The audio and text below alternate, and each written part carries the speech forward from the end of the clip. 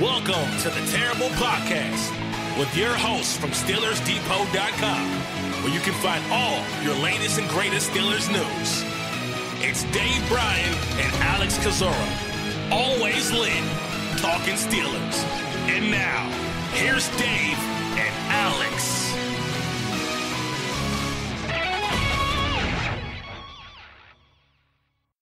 Welcome to the Terrible Podcast, Season 9, Episode 72. He's Dave Bryan. I'm Alex Kozora, SteelersDepot.com. Thank you, Steelers Nation, for tuning in this Friday morning, afternoon, evening, whenever you're listening. Dave, how the heck are you? I'm fine. What the heck are we going to talk about today? I think we have a couple topics might have popped up. I think we do. And, we were wondering how long it was going to be before we heard from Art Rooney II. And, I talked about judging by the calendar when his year-end, wrap-up kind of session with the media, thinking, probably after February might be until then. But he did evidently have a sit-down with someone from the Pittsburgh Post-Gazette, either Ed Bouchette or Jerry Dulac, to kind of give his thoughts on the whole AB situation. And that, of course, yesterday afternoon dominated the news cycle, which AB's now been a part of since the end of the regular season there. Where do you want to start? Do you want to go over the quotes, the exact quotes from what Art Rooney II had to say, and then kind of parse and try to put them in context from there? Yes, I think we should probably start with his actual words, because I've sort of checked out of the AB stuff for the last week or so because it's been so much speculation and just really hasn't amounted to anything. But obviously when you get the owner talking, that now carries some weight. So let's start with what he said, and then we can kind of go from there. Yeah, he in an interview Thursday with the PPG, Rooney would not come out and say the Steelers are going to trade the All-Pro receiver, but he left no doubt that it is a strong possibility, quote unquote. Here it is. There's not much we can do right now. We have time to make a decision, Rooney said. We'll look at all the options. We're not going to release him. That's not on the table, but I will say all other options are on the table. Whether the situation can be reconciled and have him back on the team next year, we're a long way away from thinking that can happen. We're not closing the door on anything at this point. All right, go. Yeah, so it's not a good start if you're in the AB stays camp. Again, it was kind of a diplomatic answer, at least that Rooney left both doors open, keeping him, trading him. But what I think Rooney has said that's most important to me is that there's still been no communication between Antonio Brown and the Steelers organization. They've tried to reach out. They have not heard back. And for this relationship to even have a chance to be salvaged, for this relationship to be workable and fixable, there's got to be communication. And that's not happening. And until it does, there's no chance AB stays in Pittsburgh.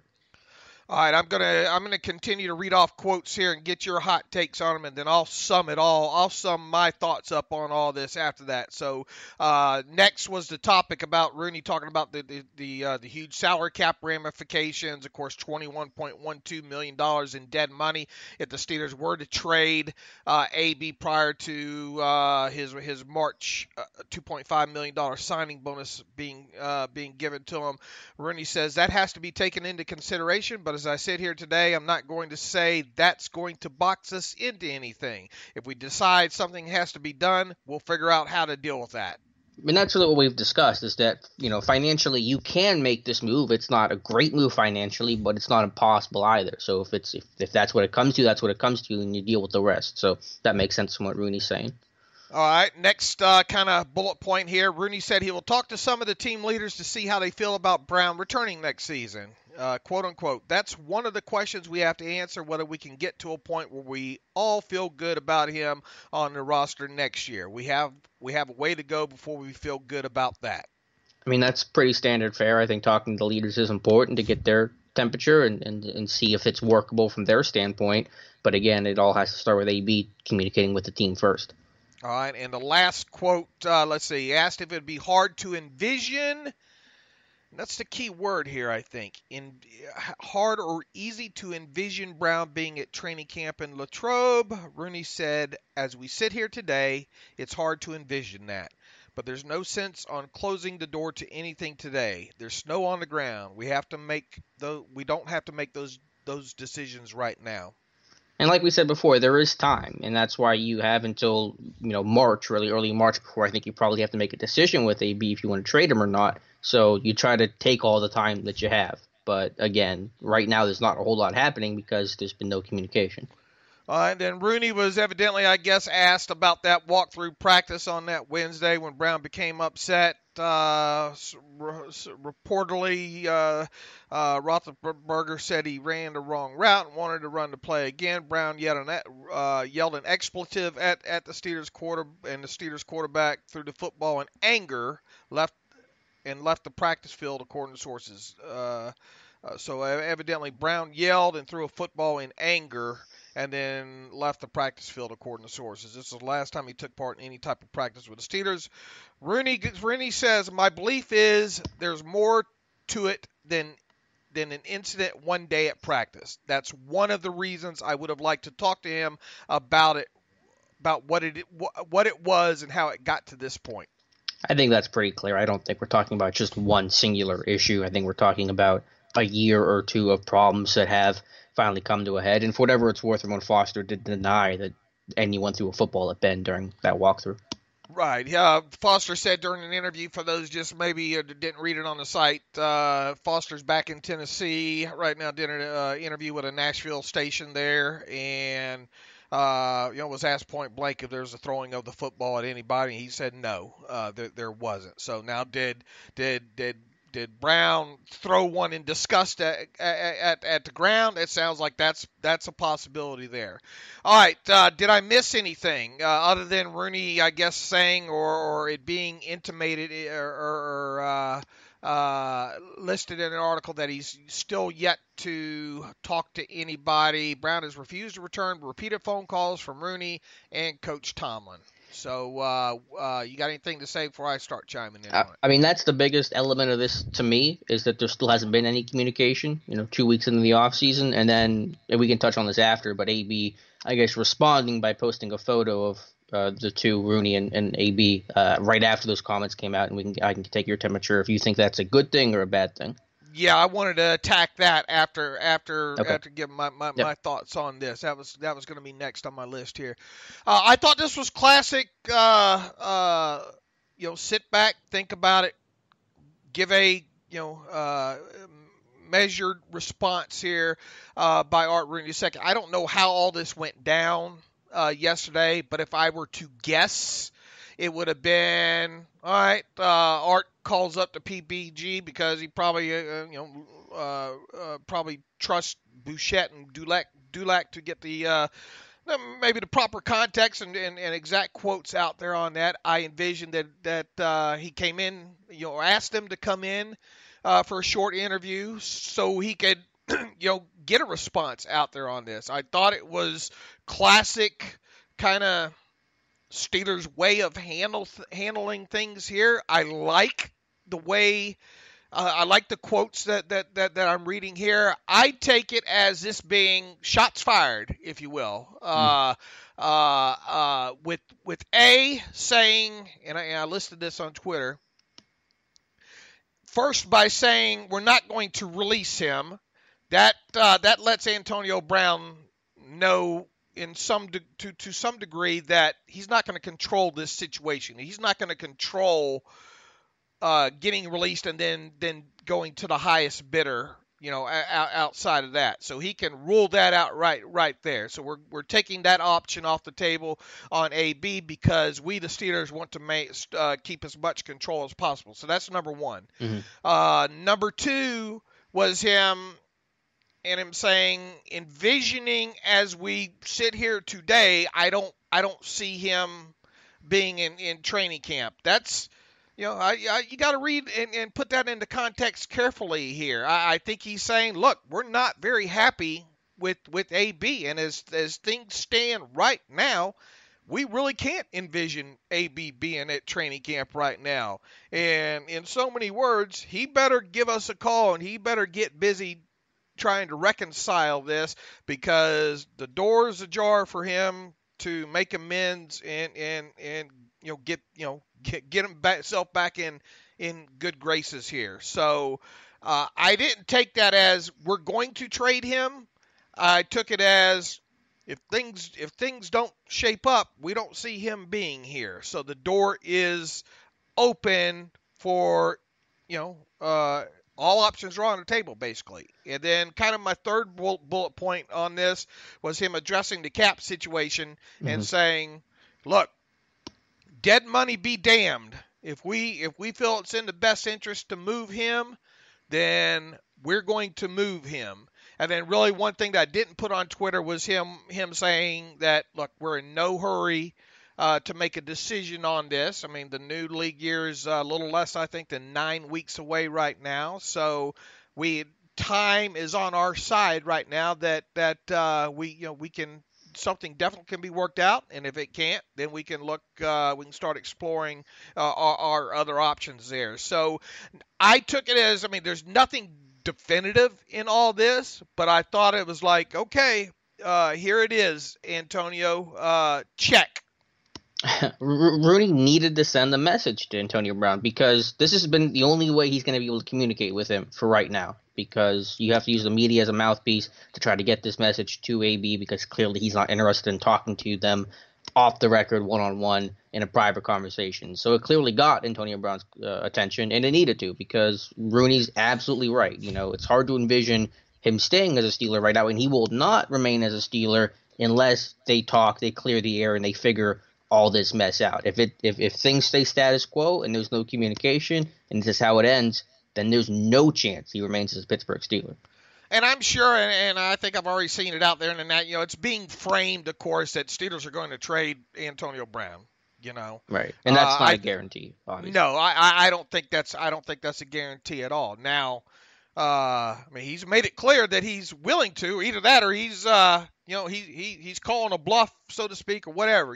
Putting AB in check here, however you want to say. Now let's fast forward now from that into, shortly after that interview, that news hit the news cycle there. Then AB gets on his social media accounts and post a picture of him back when he did the press conference with Rooney after signing that last mega deal. And really, what was the quote on that? And then how did you interpret that? And that's a loaded question there. Yeah, we're playing Sherlock Holmes. We're Holmes and Watson over here. Dave trying to figure this out. The quote is "good business." #boomin. A photo of them shaking hands after signing the contract. So you could look at it one of two ways. One, it's an olive branch and it's a nice photo of them smiling.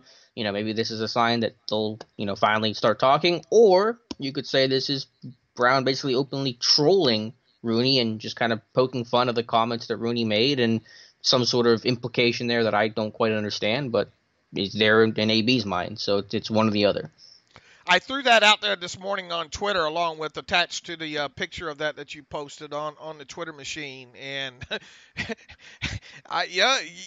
it can be, it's proof that just something as simple as that can be interpreted, 18 different ways. Mm-hmm. I think most people think it's trolling, which is fair. It could be. Right. Personally, I don't know what the heck it means. I'm with you.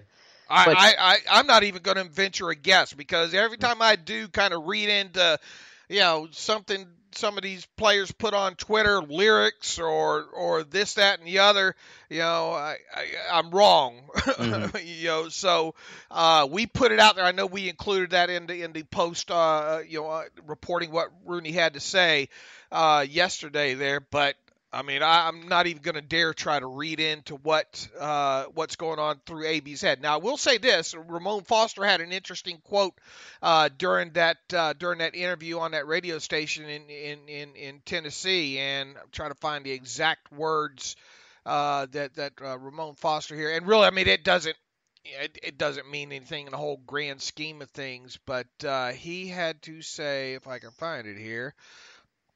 He says, I know Antonio's very strategic in the stuff that he does. A lot of people don't give him credit for being a cerebral guy. I think AB is a very smart guy. I know he's not doing it for nothing, and I say that as a guy that knows him. Now these quotes by Ramon Foster's interview happened way earlier in the day before, Rooney, said what he had to say before AB put that picture up last night and all. So I just want to make sure everybody has the timeline there. So, all right. So here we are. After digesting whatever we think we know at this point, with what Rooney said, where are you at now? What do you think happens with AB? Again, he's got to talk to the team right now. And if he is doing the latter, if he's trolling Rooney, the owner of the Steelers, the man that's made him very wealthy and has always, I think, treated him fairly and kindly, then, I mean, that closes the book, I think, right there. So, again, there has to be communication. AB has to reach out. And that's going to be difficult because of the offseason. AB has no obligation to be in Pittsburgh. He can be wherever. It's going to be difficult to contact him, I'm sure, as it has been clearly so far. And if that doesn't change over the next month or so, they're not going to wait until the March 1st for AB to start talking to him. Eventually it's going to be a breaking point where Steelers, I'm sure, are going to say, you got to talk to us by X date or, soon, however they want to phrase it, or we're going to look to make a move. We're going to start exploring options because clearly you don't want to be here. And we're not going to, have guys that don't want to be here. So that's the way this has to go, is that AB's got to be the bigger man here for a moment and start talking to this team if he wants to stay. What kind of odds can I get that AB, by the time we do the next Friday podcast, that he has posted some sort of apology, whether he wrote it or his agent wrote it or whatever, on social media? I don't think it's going to happen. I don't think there's a chance that happens. All right. I'll hedge the other side. I'll say I think there's a chance that it happens. Speaking of odds, though, our friends on MyBookie listed the odds of where AB is going to wind up, and Pittsburgh's not particularly high on that list. Yeah, and we'll talk a little bit more about MyBookie here a little bit later in the show, but they have now some NFL specials on MyBookie.ag. Antonio Brown's team on September 1st, 2019, and leading the pack of teams is the Atlanta Falcons at plus 400, Detroit Lions plus 500 after that, New York Jets plus 500.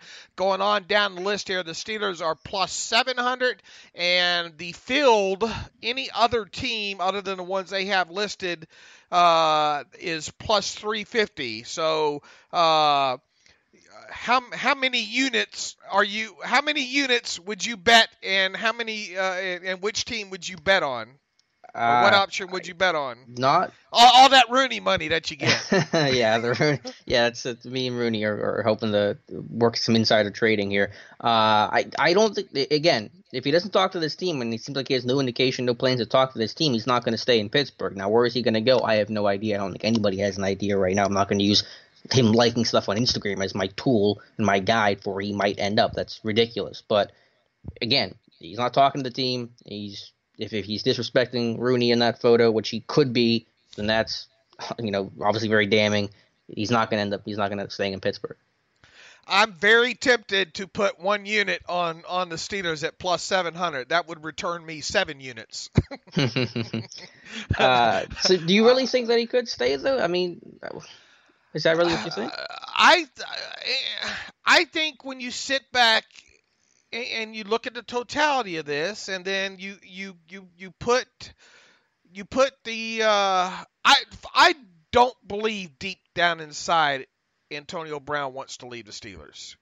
But his actions are saying he wants to leave the Steelers. Right. Now, it's going to be I think the next 2 weeks is going to be very telling with him. That's why I said, we're going to see an apology or something. Look, if he comes in and has a sit down, there's going to be one good prayer meeting, that goes on. And at that point, you've got to put in, like I said on the other show, you got to put in those mechanisms, and it's got to be very black and white, and if this, then that, kind of thing with them. And both sides are going to have to have to talk to the rest of the team. I think would be a good idea to take their temperature, all that. So I think the next two, I'll put it to this way. Short answer is I think there's a possibility. I would shift my thoughts right now to because of the salary. I mean, I deep down inside, I don't think the Steelers want to deal him either. I mean, they'd much rather have him than not have him and all.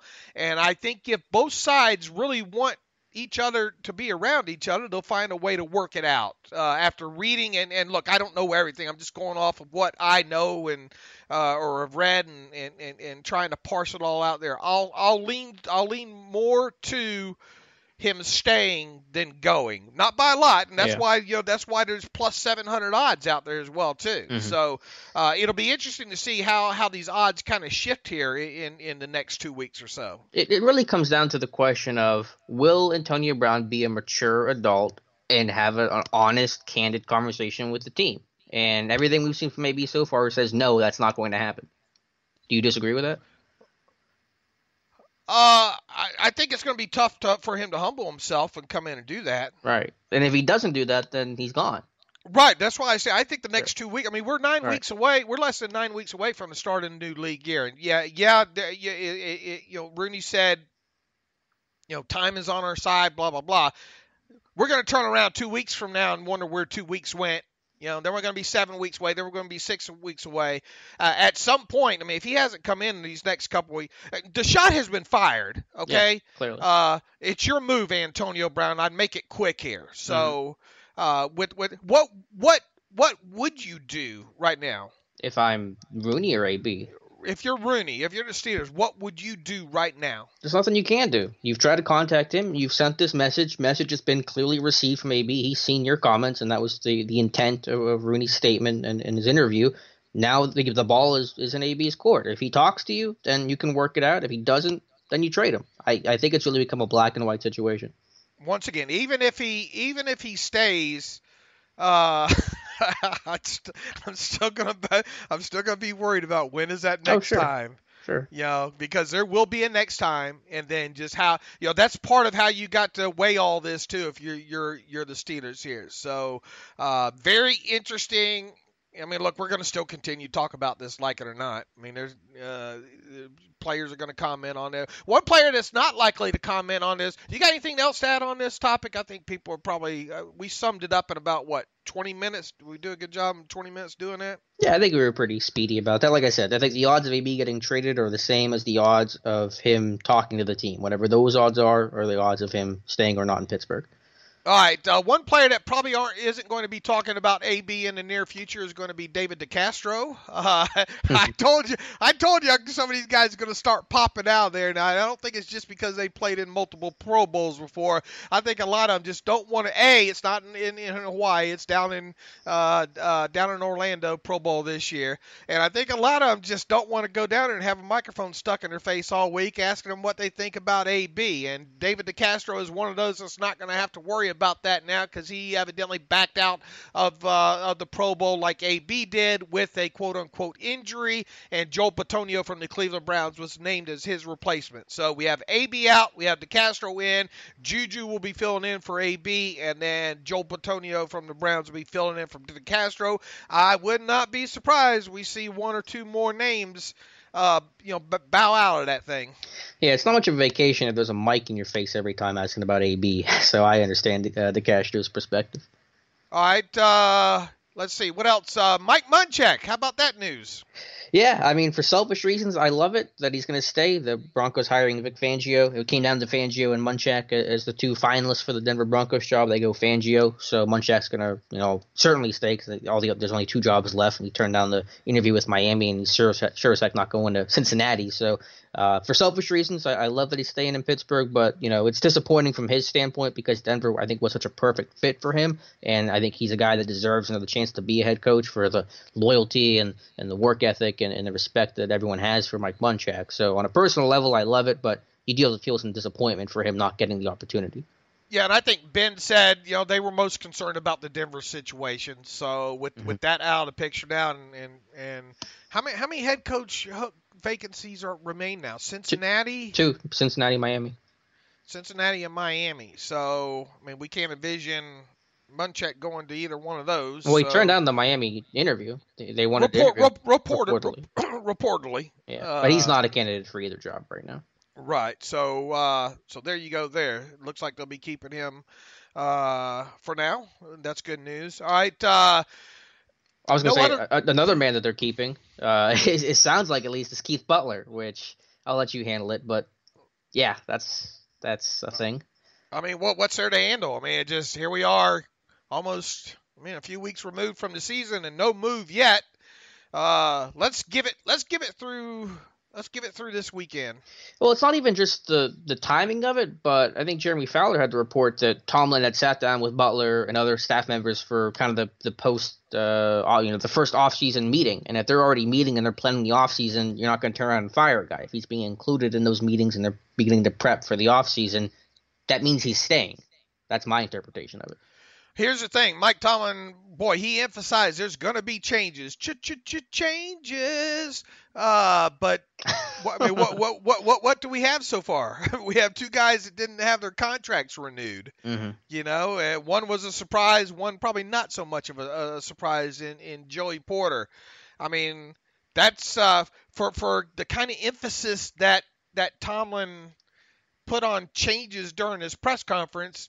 It really is kind of meh, right? Mm-hmm. Yeah, that is a good way to frame it. And maybe they do make a surprising move, but it does not sound like it. And I don't think if it happens by, later today, by the weekend, then it's not going to happen at all. And, I guess they have to put the blame on, they're putting the blame defensively on personnel and just saying the talent wasn't there and Butler was hamstrung by a lack of talent. Now, I think there's issues on both sides. I think there's a talent issue. I think there's a coaching issue. But I think it looks like they're swinging the pendulum closer towards the players and putting less of the heat on Butler. There's been a little bit of talk about all those dropped interceptions. I think the Steelers, according to Pro Football Focus, led the league in dropped interceptions. I know you had a long, kind of detailed post including animated GIFs of most of those drops and all. And I think that was after the Chargers game. Raiders game. Or after the Raiders game, yep. But it included the one against the Chargers that resulted in the touchdown yep. to Keenan Allen there on that one. I went back through and I went looked at the ones against the Patriots and the Saints as well too. When you look at all these in totality and when they happen, the individual games, most of those happen in games that the Steelers won. Oh yeah. Think about it. I mean, you have the list. It's been a while. Well, there was a Chargers game. The Raiders they had. Right. One. I'm not saying that they didn't happen in games that are losses. But I mean, look. Obviously, the one. Which one would you circle as being the biggest? I know I'd circle the one against the Chargers because that was. You want to talk about a pendulum swing there. You went from almost picking it off to it being a touchdown for the other team. Yeah, I think it was definitely the Chargers. But they had drops against Cleveland in week 1, which was a tie. They had... Right, but I think not that you can frame it this way, but didn't Cleveland go 3 and out after or didn't that drive stall or what have you? In other words, it didn't have a... Yeah, it was a third down incompletion, but you think a field position. The Steelers would have the ball... That might have been a pick six. I'm watching it right now. They would have the ball, worst case scenario, let's say midfield, instead of being pinned back. So field position would have been a big element of it. All right, well, good point there. Point, Kazora. All right, so the Cleveland. Do you remember when exactly in the Raiders game? I'm pulling it up now. The early fourth quarter, there was the Hilton drop. I think that led to a Raiders field goal. So it was 14-10, Pittsburgh leading, 3rd and 15. No, there were two of them. I'm sorry, yeah. Two of them. One came early in the fourth quarter. Sean Davis missed, and then Hilton had one, I think, in the first half that led to a Raiders field goal. All right, I know you and I chatted briefly via DM about the two in the Patriots game. Really, you could view those. They had two in that game, but once again, the Steelers won that game. And really, I think when you look at the game against the Saints, do you view that tip pass that went up in the air that I think it was Hilton that Drew Brees made a nice play on? Do you view that more as a great play by Drew Brees, or do you count that as a drop interception? I think it's a missed chance, but I wouldn't count it as a drop because Hilton literally did not drop the football. It was batted away from him. Right. So it's just one of those things that I know people will try to frame if they didn't drop all these. Look, make no mistake about it. Those could have changed the complexity of each of the games, but the majority of the games that they had those dropped interceptions in, they went on to win. I mean, I know that's a results. Yeah, I'm looking at it as a matter of principle. I don't really care about the result of the game in the moment. All right. One thing that why don't you talk a little bit about what Dan Orlovsky posted yesterday?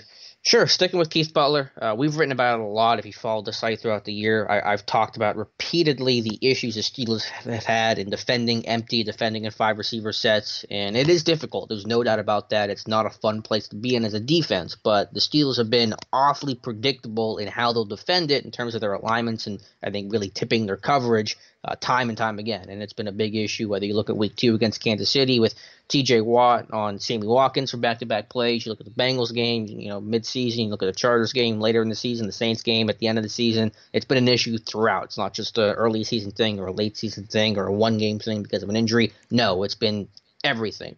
But Dan Orlovsky had a really good breakdown of the wildcard game, the Colts win over the Texans, of them defending empty, talking about the Colts, and disguising their coverages and creating tendency breakers and creating confusion for the quarterbacks that led to a Deshaun Watson interception. So the article's up on Steelers Depot. You can see the whole video from there. Definitely check out the tweet and the breakdown from Orlovsky. But it just goes to show you that there are ways and there are counters for defenses to have, even against something like empty. And to be successful in the NFL today, and really, any time, but especially today, your defense has to be able to throw disguises, confuse the quarterback, and they can't just line up in one predictable look and, because you're going to get burned time and time again. Unless you have an ultra great defense, which the Steelers definitely don't, you have to mix things up. And when the Steelers have mixed things up, which has been rare, but when they have, like the Patriots game, they've won because of it. But when they get predictable, which has happened too often, it gets them in real big trouble.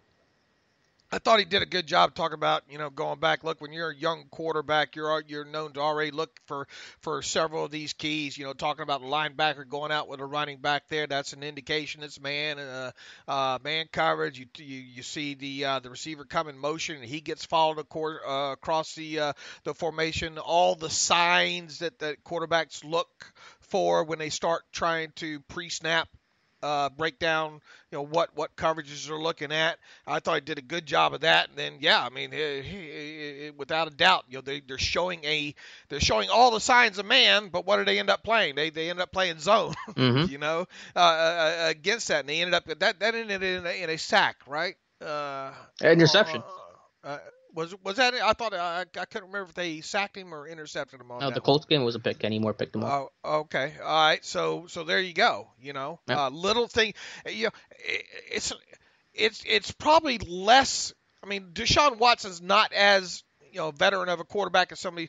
Definitely when you get in some of these games against the Drew Brees and the Bradys and the Aaron Rodgers and these guys that are just so incredibly smart that put in the work more than ever, you need to be able to do that. And it's just some things that, as excited as Dan Orlovsky got about that play, when have we ever got as excited, about something that we've seen defensively? Well, I mean, it has shown itself occasionally. The Patriots game, the Joe Hayden interception, I broke it down. I talked about the same exact things. It wasn't empty, but it was disguising coverages. It was them rotating from single high to two high, and it screwed Brady up. It slowed him down, and it forced a bad play. So we've seen those moments of it, but not nearly enough. And yes, you can blame some of the talent and some of the young guys in the secondary, and that's fine, but there's got to be a line where you say this has to get turned around, this has to get fixed. So that's been one of my biggest issues with Keith Butler, is that predictability, especially defending empty. And it's got to change. And we'll see if Keith Butler is going to be the one in charge of. It sure sounds like it. Yeah, sure sounds like it. Okay, what direction do we want to go in? You want to talk about Ben a little bit? Yeah, you and Joel Corey had a good article talking about a potential Ben extension that appears to be the move the team will make at some point this offseason, this March. You can talk more about what that contract might look like. Yeah, former NFL agent, and people have heard him on the show, and I write about it quite a bit. Joel Corey has a nice, kind of extensive breakdown about what a possible contract extension for Ben Roethlisberger might look like, and he doesn't go in depth as far as talking about what the actual structure past a signing bonus and first year layout would be. But the main takeaway here, Corey thinks the best route with the Steelers would be a 4-year extension onto Ben's final upcoming year. That would, of course, give them the 5 years to be able to stretch out whatever signing bonus they give him. He speculates that while Ben could potentially look to become maybe the second highest paid quarterback behind Aaron Rodgers like he did last offseason, he doesn't rule out that Ben might be inclined to have his current yearly average of $21.85 million really adjusted up to meet what the expected 2019 salary cap environment would be. And in short, that would come in at about $29 million per year in new money average. That would sandwich Ben between Matt Ryan and Kirk Cousins at third overall on the pay list there when it comes to quarterbacks. He talks about how people need to remember here, Ben is due $12 million in 2019 in a base salary. He's due that $5 million roster bonus right after the new league year in March. That's another reason why we tend to see these have seen these extensions with Ben happen right around his birthday in early March, is generally because there's a signing bonus due him. What they're likely to do, and Joe Corey lays this out great, and I recapped it in my post as well too here. He speculates a signing bonus in the neighborhood of $40 million. A 4-year extension that would include right around whatever 29 million times 4 is. I think that works out to like $116 million in new money. And that $40 million signing bonus would have rolled up inside of it the $12 million base salary that Ben's due, in addition to the $5 million roster bonus that he's due to. That just doesn't go away. That's money Ben's earned. Mm-hmm. So you've got to find a way to include that into the extension. So that $17 million is not new money. So when and if this thing happens, it's always important to not look at, it'll probably be reported as a 5-year, I don't have the numbers right off the top of my head, but it'll probably break down to being a lot less per year than $29 million. But you have to look at what the new money Ben was given above his old money and then divide that by 4, not 5. And then that's how, assuming it is a 4-year extension, and that's how you get your new money average. So that's the way you need to look at that. The parameters that he laid out in his post would and let me reiterate too, not all $12 million of that base salary would be rolled up into the signing bonus, because he has to have the minimum for his time to serve as a base salary as well too, and that's obviously right over $1 million there. So he speculates that doing things his way would result in a decrease in Roethlisberger's 2019 cap charge would go from $23.2 million, which it is now, down to $15.23 million, which is a savings of $7.97 million, almost $8 million. That sounds about right there as well too. Now, is Corey's numbers going to be on the money here, assuming this thing gets done?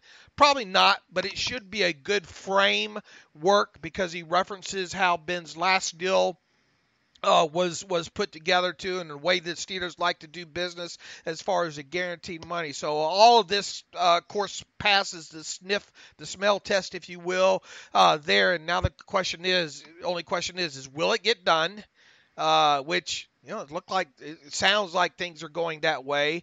And will it be a 4-year extension, or will it be per se a 2-year extension? And I think somebody on Twitter a few days ago said, do I still, what are the perks of using back-to-back franchise tags on Roethlisberger instead of giving an extension? Well, when you look at Roethlisberger's due $17 million this year, and let's say the franchise tag in 2020 will be right around the $30 million mark. That's $47 million there. And one thing I think you brought up when we talked about this topic earlier in the offseason, in going year to year with Ben there, you put some level maybe uncertainty in his head. Do they really want me, kind of thing there? So that's another reason to maybe think as the reason why a deal will get done. He obviously wants to play at least 2 more seasons, probably 3, 3 to 4, 5, whatever. By signing him to a 4-year extension, you're obviously wanting at that point to probably get 4 years out of him if you can. Right. Hopefully 5. But it'll be interesting to see how this thing goes. So if you were to bet on this right now, I think everybody should be surprised if he does not have a contract extension in place by his birthday on March 4th. So those numbers all sound good to you? Because I don't have a lot of thoughts because A, I don't know the numbers too well, and B, it's Ben. They can give him whatever he wants. He deserves it. So, but that all sounds on the up and up. Yeah, the only question is what does he want as an average new money, Mm-hmm. starting point there? 29 million would match, the salary cap environment in 2019. It would still put him at third overall on the list in the quarterback hierarchy. Could he go for more? Yeah, probably. But I think he would. 29 to 30 million sounds about right there. And then, of course, the guaranteed money that Joel, Corey List, and all too sounds ballparkish as well too. So once again, it's probably not going to be exact. And the question becomes, will it be a 2-year extension? Obviously, if you only give him a 2-year extension, that's less you can stretch out that signing bonus. Right. So you're not going to get the the cap savings in 2019. That you would get by going 4. So I think really the only question at this point in my head would be, is 29 million new money average, something Ben would accept? And then the only other question is, are we talking a 2-year extension, a 3-year extension, or a 4-year extension? Where did you say that would rank him in terms of the top quarterbacks getting paid behind Matt Ryan? What place is that? That would be, I believe, third. Third. So who are the top guys? Ryan? It would be Rodgers, Ryan, then Ben, then Cousins, I believe. Gotcha. Oh, okay. Any other thoughts with the Ben stuff? Or are you good? No, what do you think about, Ben, kind of speculation being out there that teammates or maybe some teammates are mad that Ben does the radio show, and yeah, does Ben need to tone it down during a radio show? And well, maybe not having a radio show at all might be a good idea, but that's the stuff where I kind of checked out because it is so much speculation. It is really impossible to verify because I don't know what teammates or anything like that, or really how angry they were, and it's just stuff you're never going to find out. So I can understand some of the comments rubbing them the wrong way, but that's kind of the point, A, and B, it just, you got to deal with it. You're going to get criticism. You get criticism all the time. You accept it and you move on. All right, what direction are we going in now? Well, we want to get to our picks and do some reader emails for sure. But before that, Dave, have we talked about our friends mentioned earlier from MyBookie? Yeah, absolutely. And I don't know while I pull this up, which game are you most looking forward to this weekend? Oh man, put me on the spot here before we make our picks. Hopefully, just a quality weekend as it was last weekend with Wild. Don't cop out on me. All right, let me give you an answer. Look at all the games here before you start yelling at me. I think Indy KC is going to be really, really interesting one because, Indy's playing phenomenal and you have Kansas City, obviously the number 1 seed this year. It's just going to be, I think, a great battle between, I think, the defensive play calling from Indy, which we talked about earlier, and how well they did last week, but obviously facing a much bigger challenge in Patrick Mahomes and company. So I think Indy KC is going to be number 1 for me. I'm really excited to see the Patriots game against the Chargers, especially in obviously Foxborough there. I think there's a good chance that it's going to be brutally cold. I think with Phillip Rivers having trouble slaying that dragon as well too. I think that's going to set up to be probably one. I think that one could potentially be maybe one of the lower scoring games this weekend as well too. Look, that Patriots defense has come around during the latter part of the season and all. So I really think that sets up to be one of the better games that I'm really looking forward to seeing. Gotcha. Yeah, that'll be a good one. All right, speaking of MyBookie, the NFL playoffs are here, Alex, and it's time to get in on the action with MyBookie. Don't be the guy or gal with no rooting interest as your relatives or friends sit around watching the games. Not this year when the 53rd Super Bowl is now right around the corner. It really is the most wonderful time of the year. Make sure you're ready for the daily action by signing up at MyBookie today. They pay fast when you win. Ownership really cares about good customer service, and they offer the craziest props around it. We just mentioned, look, I mean, get in there now. If you think Antonio Brown's going to stay in Pittsburgh, that plus 700 right now is very enticing to go in there, drop a unit or two on there. So make sure you check out their futures and their props and all as well. There's plenty to bet on there. Where you bet is just as important as who you're betting on. And if you want to make money during bowl season, Super Bowl playoffs, you got to go to MyBookie. I trust them, but you don't have to take my word for it. Check them out for yourself. Join now, and MyBookie will offer you 50% bonus. So that's a pretty good deal. You want to go in there just to make a futures bet. They will offer you a 50% bonus to make sure you have a nice bankroll for the bowl season. Use promo code TERRIBLE. That's terrible at MyBookie.ag when you deposit to activate the offer. That's promo code TERRIBLE at MyBookie. You play, you win, you get paid. All right, let's look into let's go over some of our picks for this week here in the divisional round of the playoffs. We'll start with the game that you kind of highlighted there. Indianapolis Colts at the Kansas City Chiefs. The Chiefs at home, laying 5.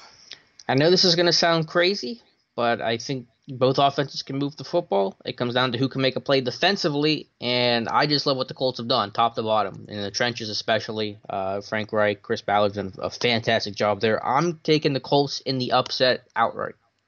I'm going to go with you as well, too. Oh. I mean, nothing against the Colts offense. I mean, the Chiefs offense here, but, their defense. I mean, they have, their defense. They've had problems defensively this year, and I think the Colts can exploit that. And if they can find a way to confuse Patrick Mahomes, and look, if you go back to that, I bet they've been studying a lot of that Baltimore Ravens tape from earlier in the season there. Mm-hmm. I think with it being a younger quarterback in Mahomes, who's been absolutely brilliant this year, I mean, making that whole offense has. But there has been some issues on the defensive side of the football for the Chiefs. And I think if the Chiefs do win this game, it's going to be because their defense has really come through in this game. But I also, not only do I want those 5 points, I think the Colts can pull the upset here on the road. Dallas Cowboys at the Los Angeles Rams. The Rams minus 6.5. Now, I know what I said about the Colts could apply to this game, with Dallas probably having maybe a little better defense, but I don't think their offense is quite as they're capable of getting there. It's still a little flighty for me. I know there's talent, and getting Cooper was a big boost, but in this case, I am going to go with the Rams. I'm going to go with the Rams as well, too, and I expect them to cover that 6.5 number. When you look at the net yards per passing attempt on both sides of the football for the Cowboys, not great overall. And you don't want that defensive front of the Rams coming after Dak Prescott, pinning their ears back. So if the Rams can jump on the Cowboys early in this game, which I think they're going to be able to do, that might take Ezekiel Elliott out of this thing. And if they're not able to run the ball and kind of keep that to slow down a little bit, not only run the ball, I mean, running the ball and running the ball effectively are two different things here. So if the Cowboys are not able to get in a situation where they can kind of keep that Rams defense off balance, I think they're in trouble in this one. So give me the Rams at home in a big win. I think this could be a double-digit win for the Rams at home.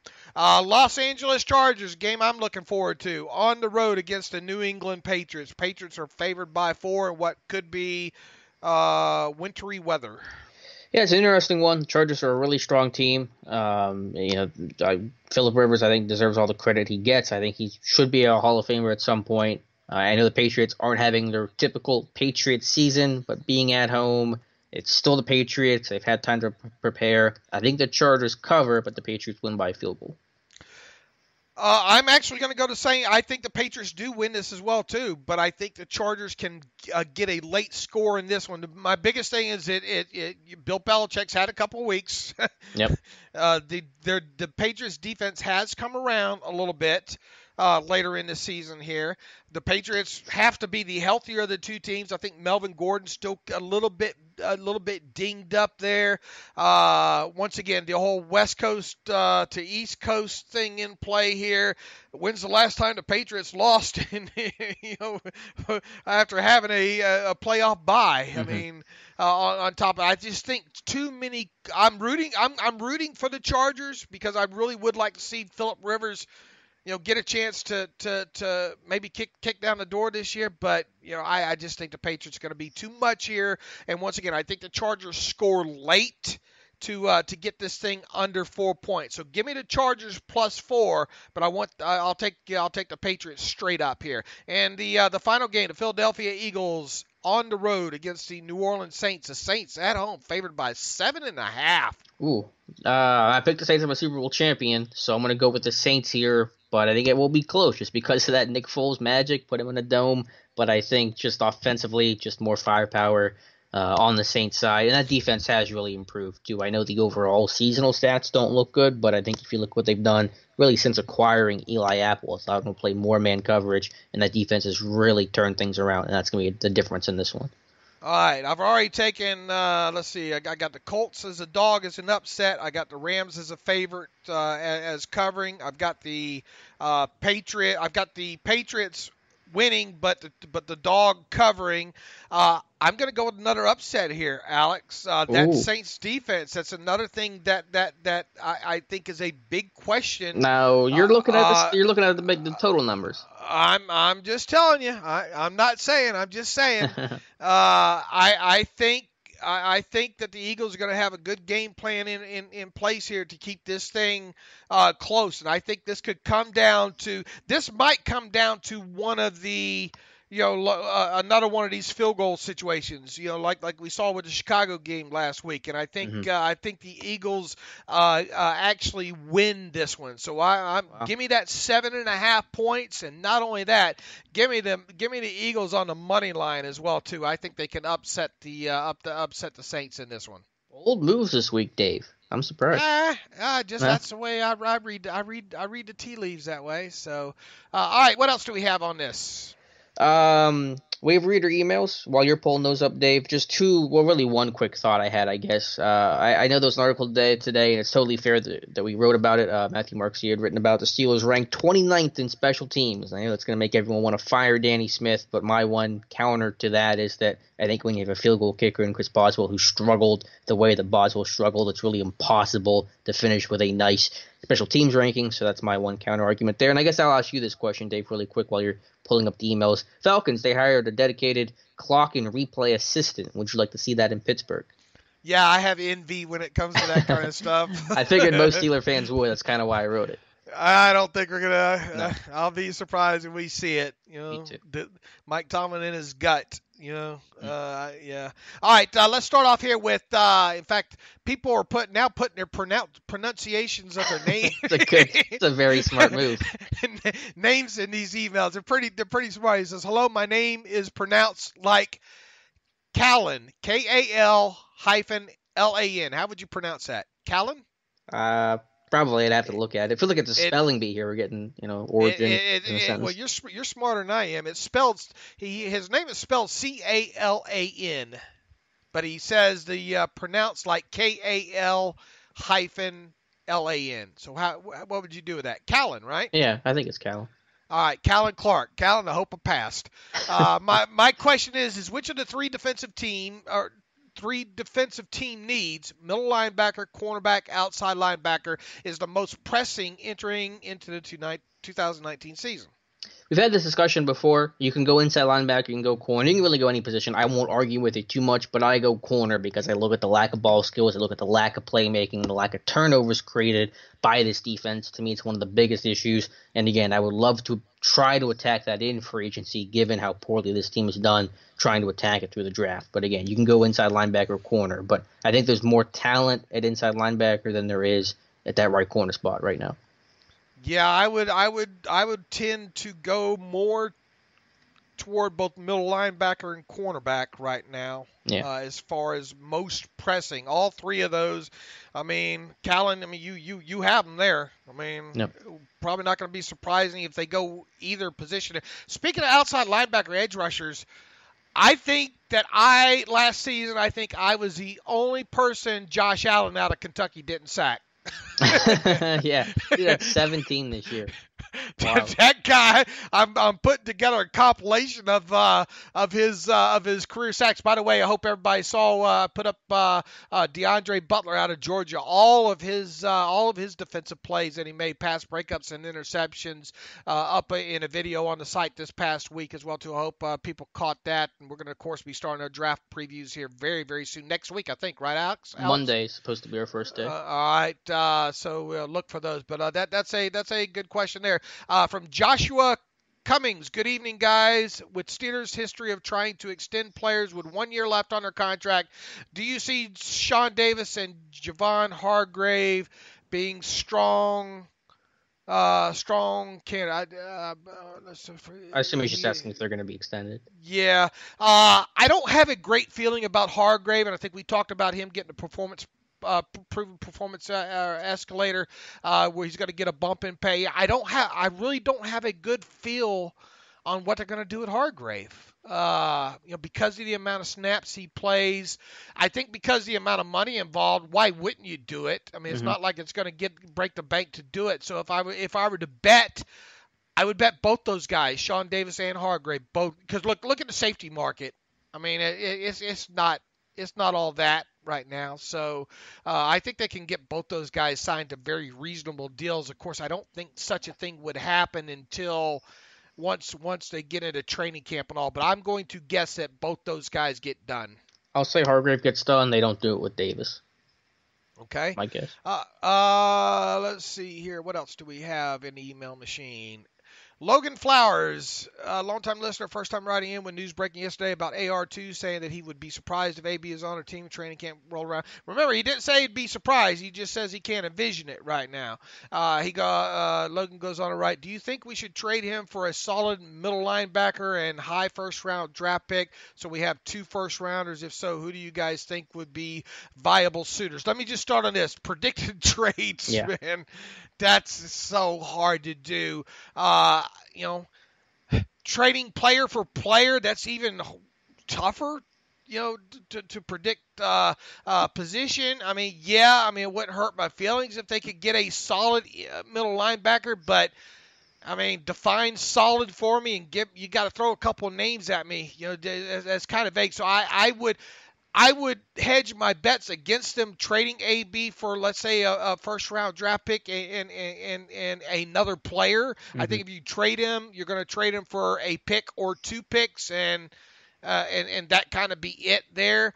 Now, I will say this. I asked Joel Corey about this this morning, in fact. He thinks he likes the chances of AB getting traded. He really does, based on what Rooney said yesterday. And Joel said, look, the Raiders have a lot of draft capital this year, and I think the Raiders have something like, don't they have like 6 picks in the first 100 overall picks or something like that? And the Steelers, of course, recently did business with them last offseason. That time, when it came to Switzer and Martavis Bryant. So there you go. Yeah, I agree. I think picks are more likely than a player. I guess you can't rule a player out if it works financially and a team has the depth to trade away a player in that situation. But trying to predict it anything concretely is just really, really difficult. All right, Tobias Gehring writes in, since Alex threw defensive line into the draft picture on Wednesday, I'm overwhelmed by all the draft needs. You're not alone, Tobias. It makes sense to assume AB and Bell are gone. I wouldn't, like I said, I'd stay away from making cold, hard predictions on these things. Obviously, Bell probably less likely, to be back than AB. He goes on to write, so absolutely every position on defense is a need. Inside linebacker, outside linebacker, defensive back, defensive line with a question mark. And on offense, you need a wide receiver. You could definitely see the team pick a running back, and maybe even if Foster leaves, or even if he doesn't, there's always offensive lineman player in the mix. So many needs, only a few picks. Your thoughts? Well, I mean, you're right, Tobias. I mean, this, you wish you had like 14 draft picks you could make this time around. Yeah, there's only 7 this year, and I don't know if we touched on it on Wednesday's show, but Steelers not expected to get a comp pick this year, which is no surprise really, but just to kind of confirm that, I think Over the Cap wrote about that and said Steelers are unlikely to get one. So yeah, only 7 picks. I know the Steelers traditionally don't trade back, but they don't. It's usually they don't trade out of the first round. When you're at pick 20 this year, I mean, you would like to try to go up, but maybe if you can't go up, maybe you trade back into that 25, 28 kind of range and pick up an extra pick in the process. Yeah, look, they need some bodies. I mean, we'll see how much. One good thing is we'll have a the first 2 weeks, 3 weeks, 4 weeks, whatever. A free agency will be done by the time the draft rolls around. Right. So at least we'll get to see first what they obviously can't. Tobias, they obviously can't address all this during the draft. So and that's why I'm saying they got to be aggressive in free agency because you can't do it in the draft. Yeah, I mean, and look, we'll get into where this team is cap wise on maybe Monday. They're assuming the AB saga hasn't taken a new twist and turn there, but I mean, even then, it's not like I'm with you. They need to make a bigger splash than they've made in the past. Yeah, they need to. It's severe disappointment if they don't. For a lot All of right, Eric Johnson writes in, thanks for the great and insightful shows, David and Alex. I'm a rose-colored glasses person. Yeah, I'm realistic too. But I like to think that no matter what the Steelers can get it figured out and get to Super Bowl next year. That being said, assuming we trade AB and we don't re-sign Bell, I know the chances of that are minimal to none. 2 of the most naturally gifted athletes in the league. Do we as fans need to lower our expectations and realize that our Super Bowl window just got very, very small? I do. If so, do we see the organization blow it up and start working on a rebuild over the next few years? No, I don't think you have to lower your expectations. The expectation should always be the Super Bowl. When you have a Hall of Famer in Ben, your expectation should always be the Super Bowl. And that's why I don't think you should blow it up. I mentioned this the other day. Blowing everything up is an easy thing to do. Anybody can just blow up the franchise and just start from scratch. It's a lot harder to fix it, but that's the direction you have to go. That's what the coaches in the front office gets paid to do, is to fix things, not just blow it all up and kick everything down and restart from nothing. So as long as Ben's here, there's still a chance. I don't want to say there's no chance. I won't even say there's a minimal chance. The window gets tighter, obviously, because Ben's only going to have a couple years left and the pieces that you lose. So clearly the odds aren't as good now as maybe they were this year or entering last year or anything like that. But is it no chance, and should you blow it up? Absolutely not.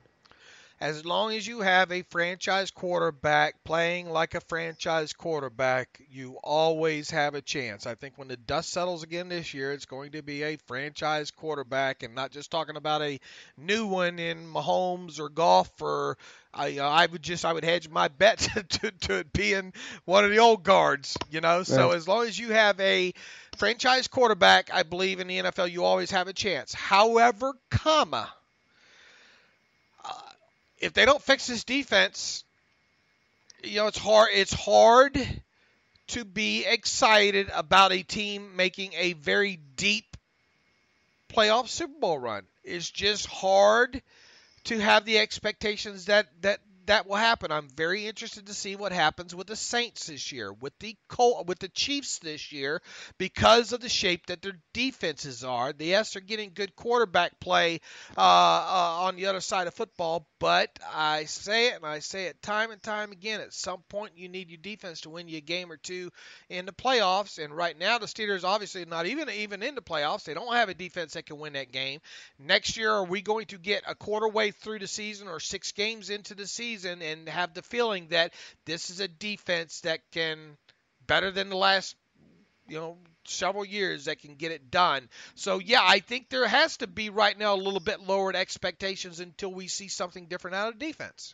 Sure. I mean, like I said, it has to get fixed. The product the Steelers are in currently isn't good enough to, I think, get there, but that's why I said they have to fix it, but I'm not in favor of blowing it up. Jason Lowry writes in, hey, fellas, if Butler is fired, which seems more unlikely by the day, do you think Greg Williams would be a good candidate to replace him? Personally, I like the edge he brings to the D, and has had what seems like a pretty good track record of talent evaluation. If not, any other candidates you would like to see come in? Love the work. Appreciate thoughts All right, that's Jason from. Go ahead and answer that one.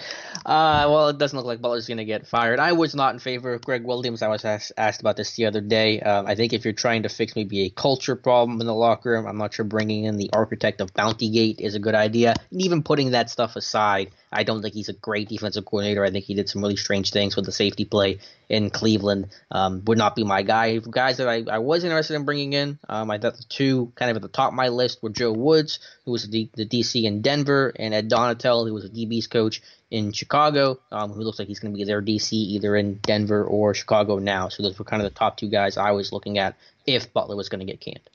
I like Greg Williams more than you do, but with that said, he just his edginess and his past and all like that. I think it's something that the Steelers, he's aggressive not only as far as scheme and play call, but he's an aggressive character as well. Mm-hmm. And I just don't think that fits what the Steelers look for. Did you have a name in mind? Did you ever think of any names? No, I haven't even gotten that far yet. Well, no. Probably won't need to. It doesn't look like.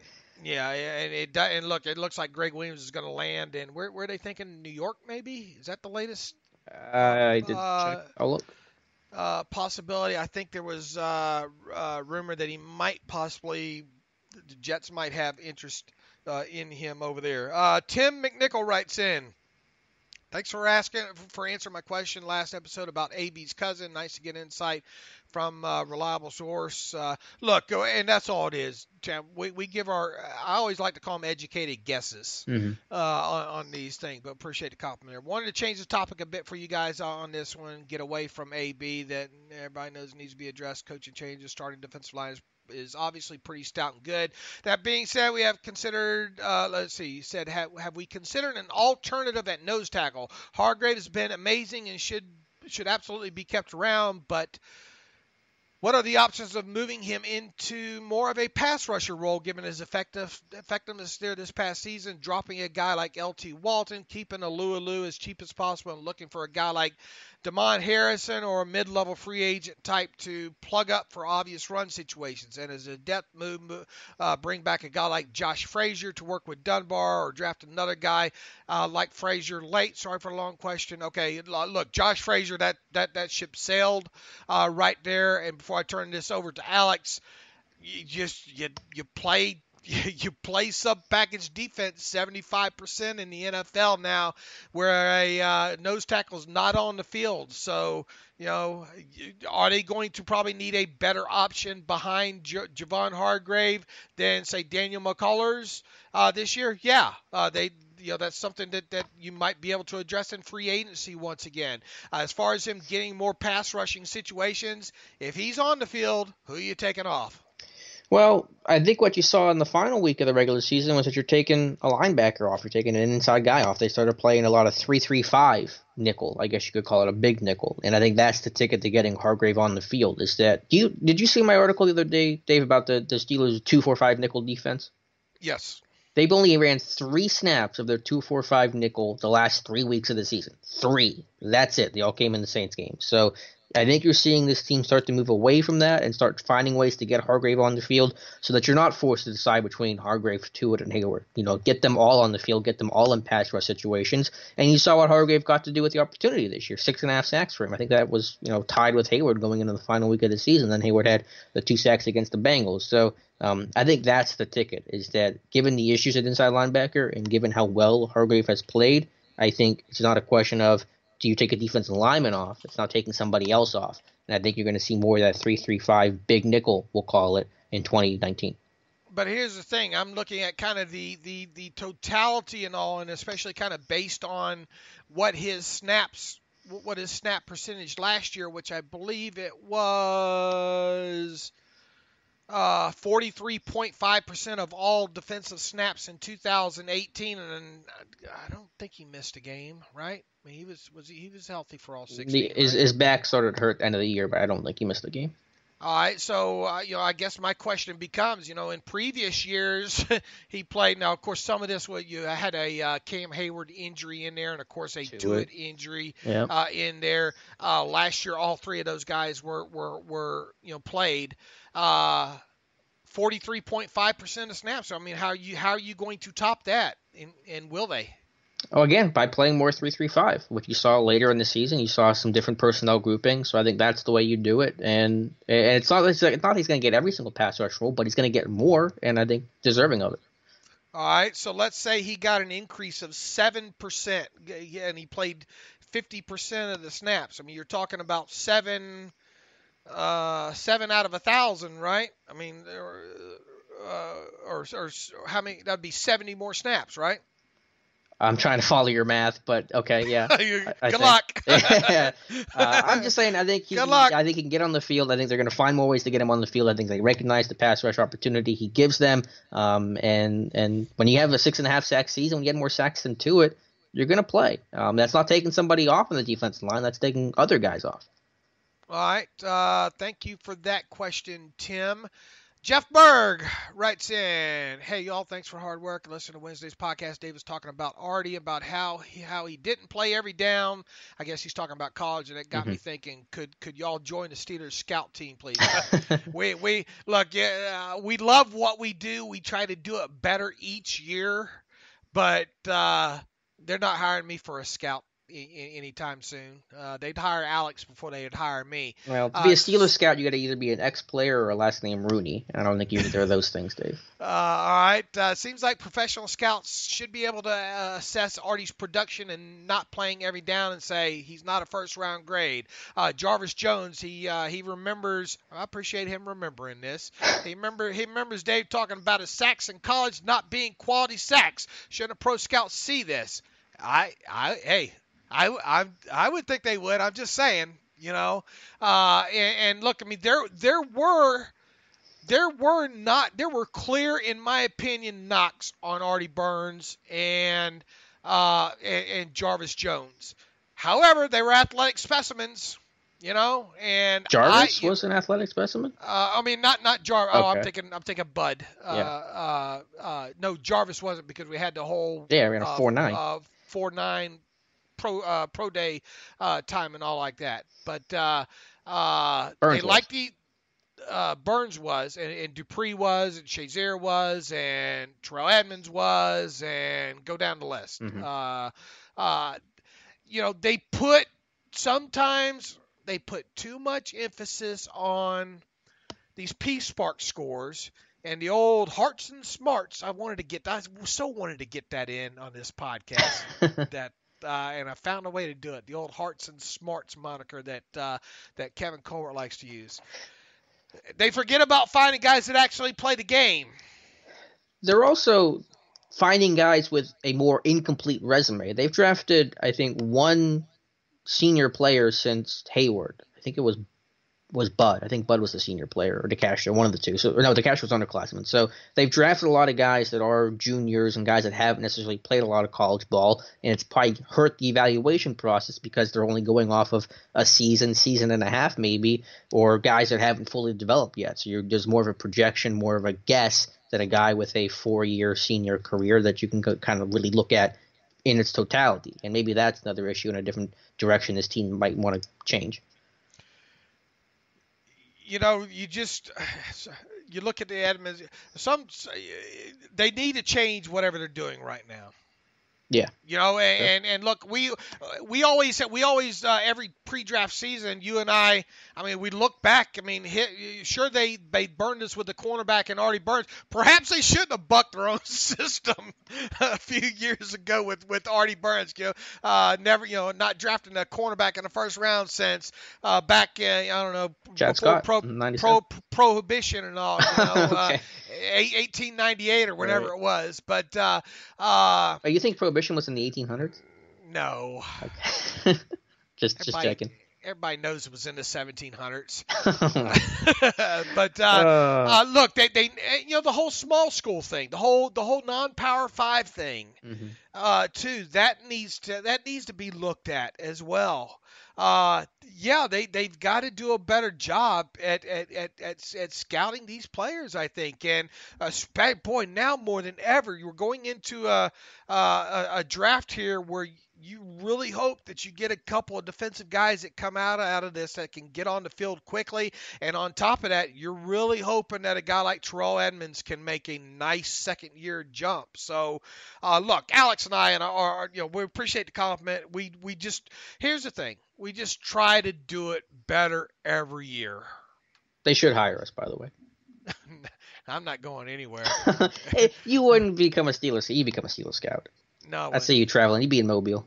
No. Be at the combine. You'd be at the combine asking them where they hide their I'd lead. be back drinking again and all like that. That kind of sounds like the life of an actual scout. So. By the way, he adds a PS in here. He says, Dave, I'll see you at Coach's Corner. Boy, that brings back some memory. I'm assuming Jeff lives in Savannah or lived in Savannah, Georgia, where sports bar there was called the Coach's Corner. I lived 2 years in Savannah, Georgia, and that sports bar, Coach's Corner, was right around the corner, walking distance to the first apartment that we had there. When we built a house about a mile and a half away from there. So I was in Coach's Corner all the time.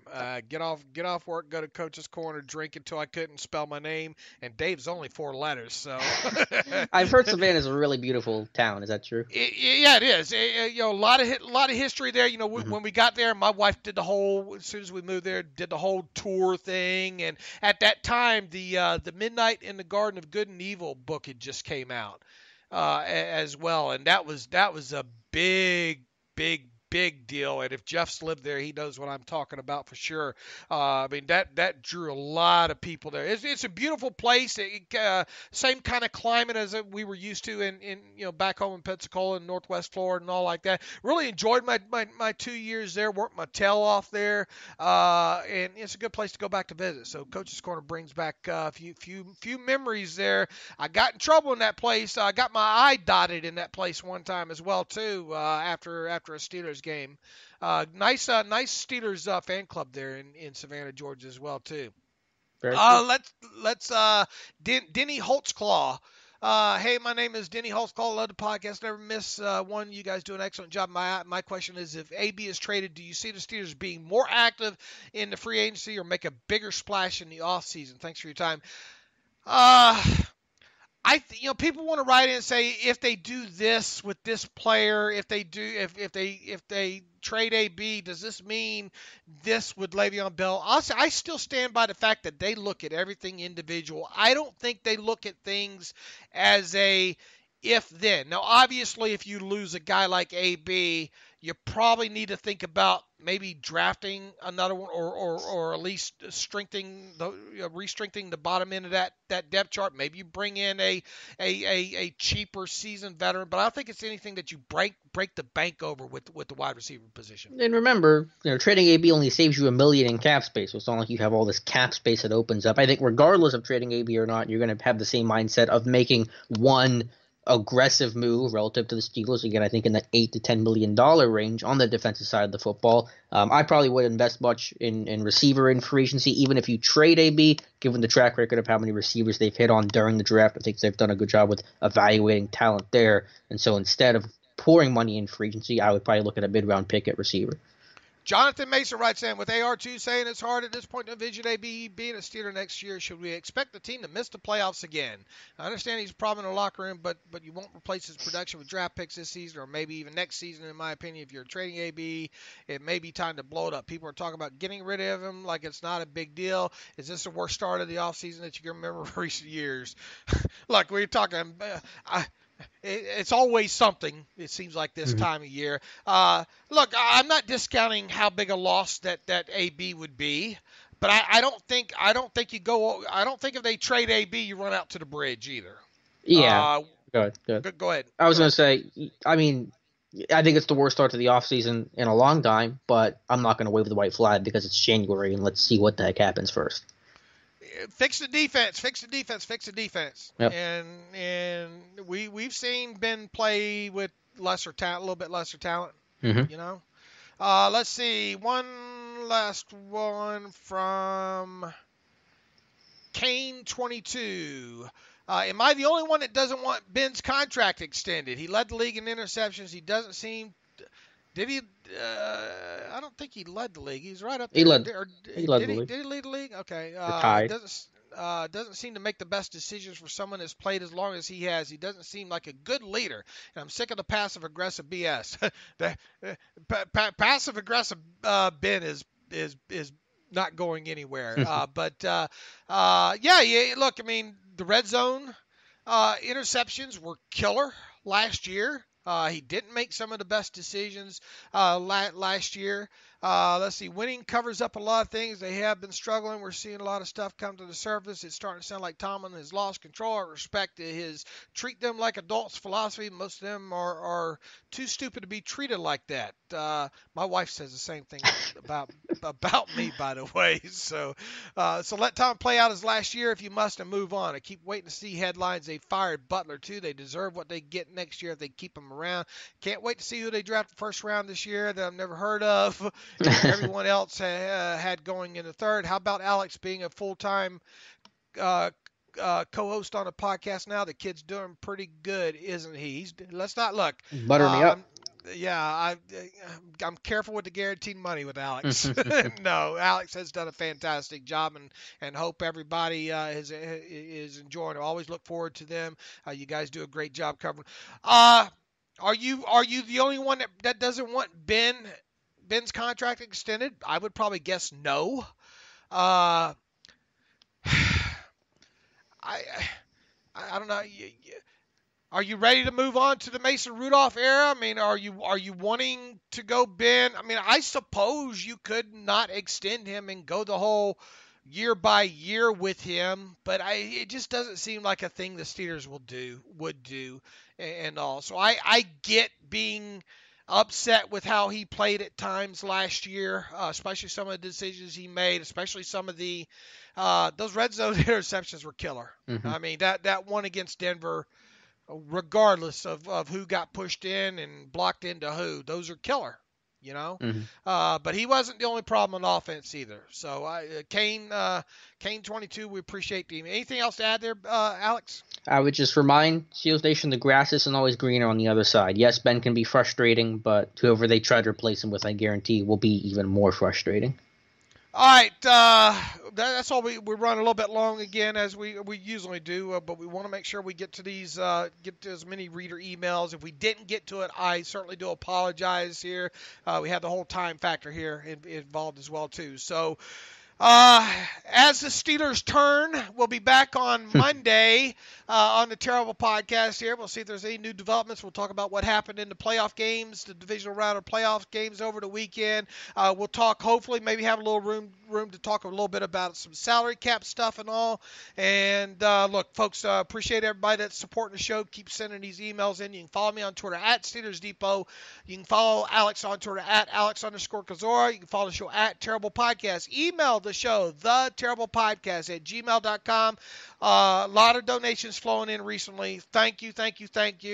If you're on that train, if you stopped recently and you donated in the past, thank you for that. We understand why you probably quit donating. For those of you that want to donate, much appreciative. You can go to SteelersDepot.com, hit the donate button upper right navigational bar. And until Monday, as always, thanks for listening to the Terrible Podcast with Dave and Alex.